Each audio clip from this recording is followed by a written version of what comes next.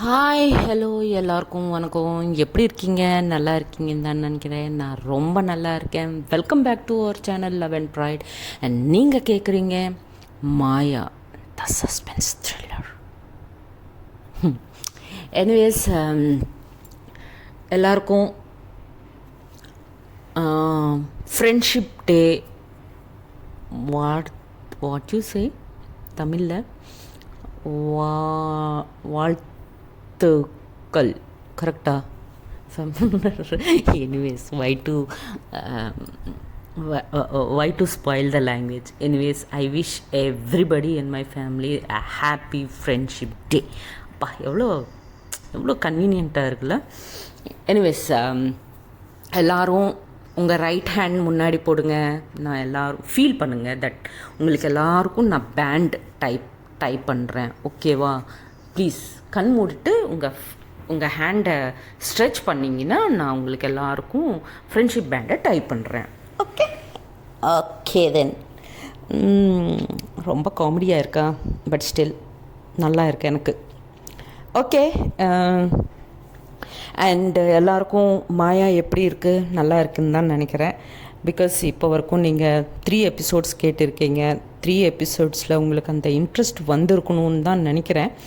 So I hope நான் உங்கள் எக்ஸ்பெக்டேஷன்ஸை reach பண்ணுவேன் அப்படின்னு தான் நான் நினைக்கிறேன்.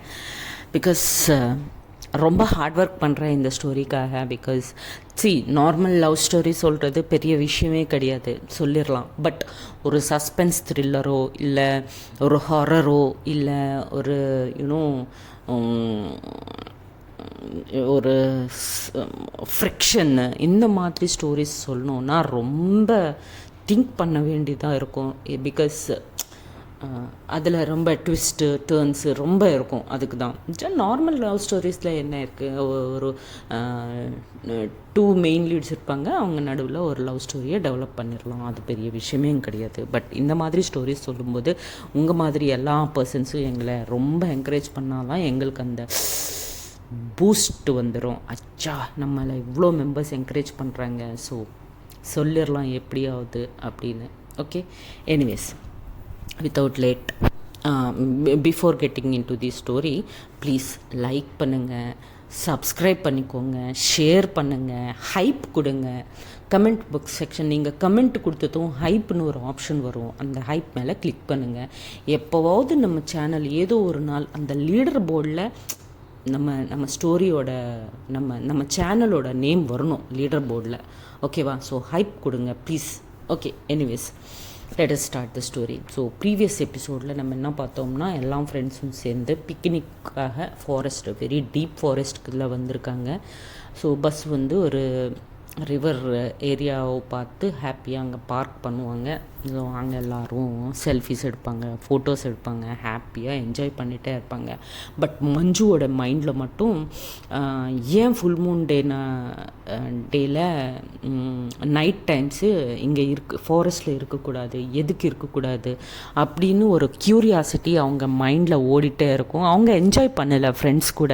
ஒரு ஃபேக் ஸ்மைலை வச்சுட்டு எல்லாருக்கும் சும்மா ஒரு செல்ஃபீஸ்க்கு ஃபோட்டோஸ்க்கு போஸ் கொடுப்பாங்களே தவிர அவங்க என்ஜாய் மட்டும் பண்ண மாட்டேங்கிறாங்க. So driver and Manju lunch சாப்பிடும்போது மஞ்சு டிரைவரை ஃபோர்ஸ் பண்ணுவாங்க ஏன் ஃபாரஸ்ட்டில் இருக்கக்கூடாது அன்னு விஷயம் சொல்கிறதுக்கு. ஸோ டிரைவர் வந்து கொஞ்சம் பயமாகவே, இல்லைம்மா இங்கே ஒரு நரி வரும், 2 நரி வரும். ஸோ அந்த நரி வந்து ஓன்லி ஃபுல் மூன் டே நாள் மட்டும்தான் வெளியே வரும். ஸோ இட்ஸ் நாட் சேஃப், சீக்கிரமாக வீட்டுக்கு போயிடணும், அதான் எங்கள் எல்டர்ஸ் அதான் சொன்னாங்க, ஸோ நாங்களும் அதான் சொல்கிறோம்மா அப்படின்னு மட்டும்தான் டிரைவர் சொல்லுவாங்க. ஸோ அதுக்கப்புறம் Manju will think about that wolf. என்ன, ஏன் ஓன்லி ஃபுல் மூன் டே மட்டும்தான் ஏன் வரும், ரிமைனிங் டேஸில் எதுக்கு வராது, இந்த விஷயம் நான் தெரிஞ்சுக்கணும் அப்படின்னு அவங்க மைண்டில் ஓடிட்டே இருக்கும். எப்படியாவது இந்த விஷயம் நான் தெரிஞ்சுக்கணும் அப்படின்னு நினச்சிட்டு டிரைவருக்கு ஏதோ ஒன்று சொல்லி அவங்க மறுபடியும் பஸ்லேருந்து இறங்கிட்டு கிளம்பிடுவாங்க. பட் ரிமைனிங் மெம்பர்ஸ் எல்லோரும் மேன்ஷனுக்கு போயிடுவாங்க. ஸோ வாட் நெக்ஸ்ட்னு இப்போ பார்க்கலாம். ஸோ இப்படி போயிட்டே இருக்கும். மஞ்சு வந்து ஃபாஸ்ட்டாக கிளம்பி போயிட்டே இருப்பாங்க. மஞ்சு பின்னாடி கீதா கூட போயிட்டே இருப்பாங்க. ஸோ கீதா வந்து மஞ்சுவை கூப்பிட்டுட்டே இருப்பாங்க. ஏய் மஞ்சு, எங்கடி போகிற? பஸ்ஸு கூட கிளம்பி, எனக்கு தெரிஞ்சு பஸ்ஸு கூட கிளம்பி போயிருக்கோண்டி, வாடி. இட்ஸ் ஆல்ரெடி 5:30 ஆகுது. 5:30க்கு அப்புறம் ஃபாரஸ்ட்டில் இருக்காதீங்க, சீக்கிரமாக மேன்ஷனுக்கு வந்துருங்க அப்படின்னு சொல்லியிருக்காங்கல்ல. எல்லோரும் ஏதோ இங்கே டேஞ்சர் இருக்குன்னு தானே சொன்னாங்க, வாடி போயிடலாம் அப்படின்ட்டு பின்னாடி கத்திட்டே இருப்பாங்க கீதா. பட் மஞ்சு எதுவும் கேட்காம சும்மா அவங்க பாட்டுக்கு அவங்க நடந்து போயிட்டே இருப்பாங்க, இன்னும் டீப்பாக ஃபாரஸ்ட்டுக்குள்ளே.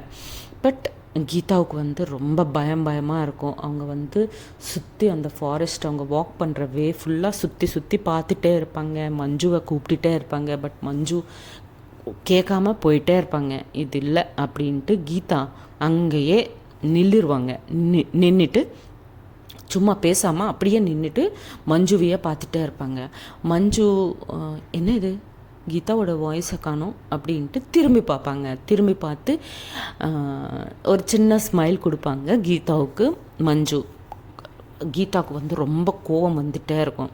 ஸோ அவங்க கூல் பண்ணுறதுக்காக மஞ்சு அவங்க கீதா கிட்டையா வந்து, என்னடி அப்படின்னு, ரொம்ப டேஞ்சர்னு சொல்லியிருக்காங்கல்ல, ஏன்டி இந்த மாதிரி அட்வென்ச்சரஸ் ஏதோ பண்ணணும்னு நினைப்பேன், வாடி போகலாம் மேன்ஷனுக்கு, எனக்கு ரொம்ப பயமாக இருக்குது அப்படின்னு கீதா சொல்லுவாங்க.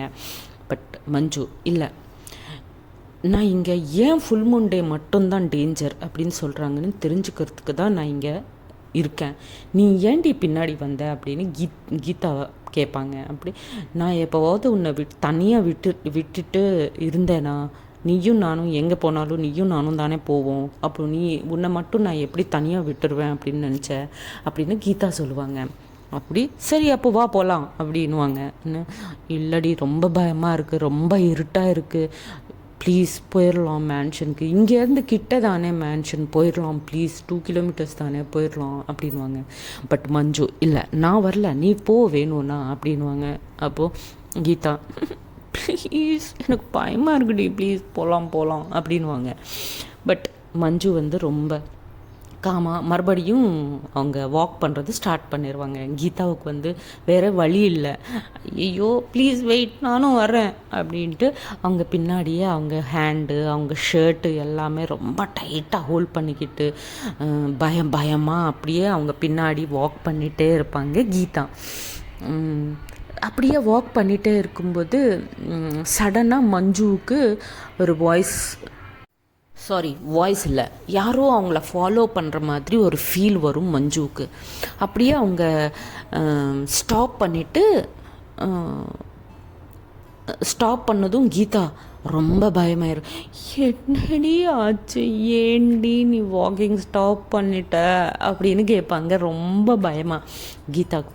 அப்போது மஞ்சு திரும்பி யாரோ ஃபாலோ பண்ணுற மாதிரி ஃபீல் ஆச்சு இல்லையா. ஸோ திரும்பி ஃபுல்லாக பார்ப்பாங்க. பார்த்தா யாரும் கிடையாதுங்க. ஐயோ யாருமே இல்லையே அப்படின்ட்டு மறுபடியும் சரி அப்படின்ட்டு மறுபடியும் வாக் பண்ணிகிட்டே இருப்பாங்க. கீதா வந்து, ஏண்டி நின்றுட்ட, ஏண்டி என்னடி பார்த்தேன், திரும்பி என்னடி பார்த்தேன், ப்ளீஸ் எனக்கு பயமாக இருக்குது, இப்போவாவது போயிடலாம் வா அப்படின்னு கீதா மஞ்சுவை ப்ரெஷர் பண்ணிகிட்டே இருப்பாங்க. பட் மஞ்சு எதுவும் கேட்காம வாக் பண்ணிகிட்டே இருப்பாங்க. அப்போது கீதா, பயமாக இருக்குடி, ப்ளீஸ் போகலாம் அப்படின்ட்டு சொல்லிகிட்டே இருப்பாங்க. பட் மஞ்சு கண்டிக்கவே மாட்டாங்க, அப்படி போயிட்டே இருப்பாங்க. ஸோ அப்படியே மறுபடியும் சவுண்டு வரும், யாரோ ஃபாலோ பண்ணுற மாதிரி. மறுபடியும் நின்றுட்டு திரும்பி பார்த்துவாங்க, யாரும் இருக்க மாட்டாங்க. அரே யாரும் காணோம், சரி அப்படின்ட்டு மறுபடியும் அப்படியே போயிட்டே இருக்கும்போது கொஞ்சம் தூரம் அப்படி ட்ராவல் பண்ணதுக்கப்புறம் அங்கே ஒரு பெரிய காளி மாதா ஸ்டாச்சு இருக்கும். எவ்வளோ பெருசாக இருக்கும்னா, அப்படியே அவங்க ஹெட்டு, தலை, என்ன சொல்லுவீங்க, லிஃப்ட் பண்ணி பார்க்கணும், அவ்வளோ பெரிய காளி மாதாவோட ஸ்டாச்சு இருக்கும். விக்கிரகம் தானே சொல்லுவீங்க தமிழில் கூட, தெலுங்குல விக்கிரகம் தான் சொல்லுவோம். ஸோ அதை பார்த்து மஞ்சு அண்டு கீதா வந்து அப்படியே அப்படின்னு பார்த்ததும் கீதா, எப்பா எவ்வளோ பெரிய விக்கிரகம் இல்லை, நான் எப்பவும் இவ்வளோ பெரிய விக்கிரகம் கணபதி இது கூட பார்த்ததில்ல, அவ்வளோ பெரிய விக்கிரகம் இருக்குடிங்க அப்படின்னு கீதா கிட்ட சொல்லுவாங்க. சாரி, மஞ்சு கிட்ட சொல்லுவாங்க. கீதா சொன்னதும் மஞ்சு கூட ஆமாடி, நான் கூட எப்பவும் இவ்வளோ பெரிய விக்கிரகம் பார்த்தது கிடையாது அப்படின்ட்டு சொல்லுவாங்க. ஸோ அங்கே என்னென்னா, ப்ரீவியஸ் நைட்டு மஞ்சு லைட்ஸ் பார்த்தாங்க இல்லையா, அவங்க ரூமில் இருந்து ஃபயர் லைட்ஸ் வந்துட்டு இருக்குன்னு, அது பிளேஸ் அதுதான். ஸோ அப்போ கீதாக்கு சொல்லுவாங்க, நான் மார்னிங் உனக்கு சொன்னேனே, நான் இங்கே லைட்ஸ் பார்த்தேன் நைட்டு, ஸோ அது இந்த ஏரியா தான், இங்கேருந்து ஒரு 2 கிலோமீட்டர்ஸ் தான் இருக்கும் மேன்ஷன் நமக்கு அப்படின்வாங்க. அப்போ கீதா அப்போ வாடி போயிடலாம் அப்படின்ட்டு கீதா தொந்தரப்படி பண்ணிகிட்டே இருப்பாங்க மஞ்சுவை. சரி, இவங்க எவ்வளோ பயமாக ஃபீல் பண்ணுறாங்க இல்லை கீதா, சரி போகலாம் அப்படின்ட்டு ஒரு 2 ஸ்டெப்ஸ் போடுவாங்க மேன்ஷன் சைடு.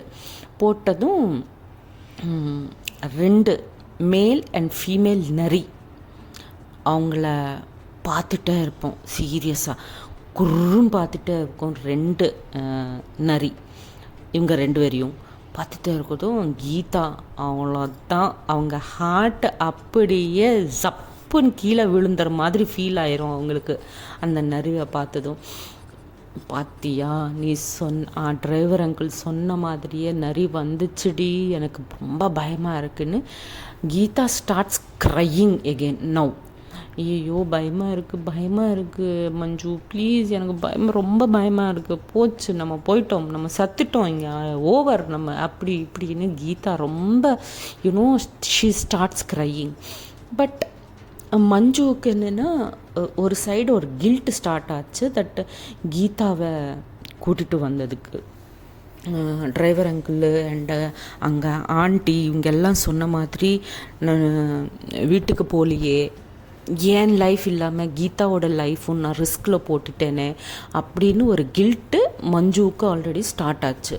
ஸோ அப்படியே நிறைய அவங்கள நிறைய வந்து முன்னாடியாக வந்துகிட்டே இருக்கும். ஸோ இவங்க அந்த ஐடில் பக்கமாக பின்னாடி ஸ்டெப்ஸ் போட்டுகிட்டே இருப்பாங்க கீதா அண்ட் மஞ்சு. ஸோ மஞ்சு கால் கீழே ஒரு பெரிய ஸ்டிக்கு ஒரு பெரிய ஸ்டிக் இருக்கும். அந்த ஸ்டிக்கை அப்படியே ஹோல்ட் பண்ணிவிட்டு சும்மா மிரட்டிகிட்டே இருப்பாங்க அந்த நிறைய. பட் மிரட்டிகிட்டே இருந்தால் கூட அந்த நிறைய அப்படியே வந்துகிட்டே இருக்கும் அவங்க சைடு. ஸோ சடன்னாக அங்கே மாயா பிரத்யக்ஷம் லைக் ஒரு காடஸஸ் மாதிரி வந்துடுவாங்க, ஒரு ஃபயர் ஸ்டிக்கை ஹோல்ட் பண்ணிக்கிட்டு. வைல்டு அனிமல்ஸ்க்கு ஃபயர்னால் ரொம்ப பயம் இருக்கும்ல, ஸோ அதுக்கு தான் ஒரு ஃபயர் ஸ்டிக்கை போட்டு சப்புன்னு அங்கே ஸ்கேட்டிங்ஸு போட்டு ஸ்கிட் ஆன மாதிரி வந்துடுவாங்க. சப்புன்னு ஒரு ஹீரோ மாதிரி வந்துட்டு அவங்க 2 பேரும் முன்னாடி அந்த ஃபயர் ஸ்டிக்கை ஹோல்ட் பண்ணிக்கிட்டு நில்லுருவாங்க. நின்னதும் கீதாவுக்கு மாயா ஒரு காளி மாதா மாதிரி தெரியுவாங்க. தெரிஞ்சு ஐயோ மாயா நீ வந்துட்டியா, ப்ளீஸ் ஹெல்பஸ்ன்னு மாயாவை பிடிச்சிட்டு கத்திட்டே இருப்பாங்க. அப்போது மாயா சத்தம் போடாதீங்க, சைலண்ட்டாக இருங்க ப்ளீஸ், எங்கேயும் அட்லீஸ்ட் மூவ் கூட பண்ணாதீங்க, நீங்கள் எங்கே இருக்கிறீங்களோ அப்படியே நீங்கள் நில்லுங்க அப்படின்னு சொல்லுவாங்க. சொன்னதும் கீதா அப்படியே அவங்க அவங்க ஃபியரை, அவங்க ப்ரீதை எல்லாம் அப்படியே ஹோல்ட் பண்ணிவிட்டு மஞ்சு எல்லோரும் அப்படி மூவ் பண்ணாமல் அப்படியே நின்றுட்டே இருப்பாங்க. மாயா அந்த ஃபயர் லேம்ப்பு வச்சுட்டு அந்த நரிக்கு காமிச்சிட்டே இருப்பாங்க. ஸோ காமிச்சிட்டே இருக்கும்போது 2 நரி இருக்கு இல்லையா, ஸோ ஒன்று லெஃப்ட் சைடில் இருந்து வருது, ஒன்று ரைட் சைடில் இருந்து வருது. ஸோ இப்படியே ஒரு ஆல்மோஸ்ட் ஒரு ஹாஃப் அன் ஹவராக இந்த நரி கூட ஃபைட் பண்ணிகிட்டே இருப்பாங்க 3 பேரும் சேர்ந்து. ஸோ சடன்னாக ஒரு மெயில் நரி இருக்கு இல்லையா, அது அப்படியே ஜம்ப் பண்ணும் இவங்க மேலே. ஜம்ப் பண்ணதும் கீதா ஆல்ரெடி ரொம்ப ஃபியரால் இருக்காங்க இல்லையா, அப்படியே ஆன்னு கத்துருவாங்க. கத்துனதும் அந்த நரியோட நெயில்ஸ் இருக்கும் இல்லையா, பஞ்சா, அது அப்படியே அவங்க கைக்கு இன்ஜோர் ஆயிரும். இதுக்குள்ளே ஒரு கன் ஷாட் சவுண்டு வரும். ஸோ அந்த கன் ஷாட்டு இந்த நரிக்கு பட்டுரும். ஸோ அந்த நரி அப்படியே அங்கேயே விழுந்துட்டு சத்துரும். அண்ட் இன்னொரு நரி, ஃபீமேல் நரி இருக்கு இல்லையா, அந்த நரி அங்கேருந்து ஓடி போயிடும் அந்த கன் ஷாட் சவுண்டுக்கு. ஓடி போனதும் அந்த இன்ஜூருக்கு கீதா அப்படியே விழுந்துருவாங்க. அண்டு இந்த நரி அப்படி ஜம்ப் பண்ணும்போது மஞ்சு அண்டு மாயா அவங்க ஒருத்தர் மேலே ஒருத்தர் அப்படி விழுந்துட்டு அப்படியே அவங்க டைட்டாக ஐஸ் க்ளோஸ் பண்ணியிருப்பாங்க.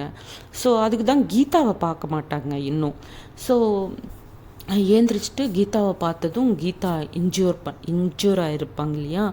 ஸோ மஞ்சு வந்து ரொம்ப ரொம்ப guilt and she is the only friend. மஞ்சுவுக்கு யாரும் இல்லை, she is an orphan. So Geetha அவங்க சைல்டுஹுட்டில் இருந்து அவங்களுக்கு பெஸ்ட்டு ஃப்ரெண்டு. ஸோ அவங்க மஞ்சு மூலமாக கீதாவுக்கு அப்படி அந்த இன்ஜூர் ஆச்சு இல்லையா.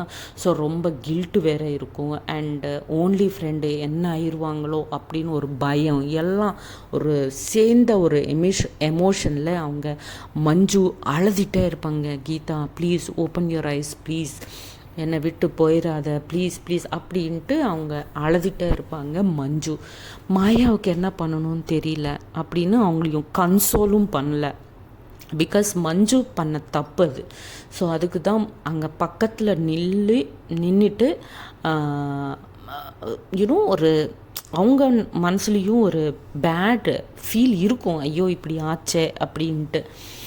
பட் அவங்களாலையும் எதுவும் பண்ண முடியல. ஸோ இதுக்குள்ளே ஃபாரஸ்ட் ரேஞ்ச் ஆஃபீஸர்ஸு, அப்புறம் லோக்கல் போலீஸு, அப்புறம் டாக்டரு, ஆம்புலன்ஸ் எல்லாம், அந்த டிரைவரு எல்லோரும் வந்துடுவாங்க. டிரைவர் இம்மீடியட்டாக மேன்ஷனுக்கு போனதும் எல்லாருக்கும் இன்ஃபார்ம் பண்ணிடுவாங்க, ஃபாரஸ்ட் ரேஞ்சர்ஸ்க்கு, அப்போ லோக்கல் போலீஸ்க்கு, ஆம்புலன்ஸ் எல்லாமே புக் பண்ணிக்கிட்டு எல்லாரையும் கூட்டிகிட்டு அந்த மேனேஜர் எல்லாம் அங்கே ஓடி வந்துடுவாங்க.